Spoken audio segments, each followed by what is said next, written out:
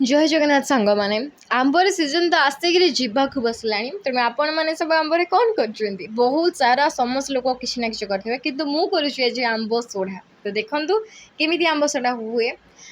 Fast तो आपण मैंने आंबर सब पल्प पाचिला आंब होता दरकार आंबर सब पल्प को बाहर करमती कि बाहर करनी गोटे कढ़ई नहीं स्टीम करूँ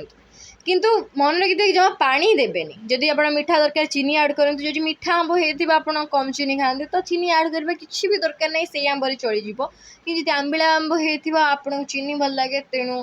चीनी आप नियंतु पाचिला आंब होते बहुत मीठा लगे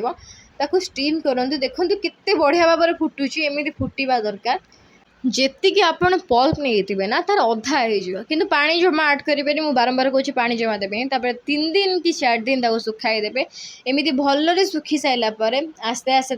एमती टाणवे देखो केते सुंदर भाव में काटिकी रखी गोटे डब्बा रखीदेवी आ वर्ष सारा टेंशन नाई आंब सीजन जो आगू आसो से पर्यंत भी मुझे आंब खाऊथी तो आपण मैंने भी ट्राए करूँ आउ वर्ष सारा ही आंब खाते।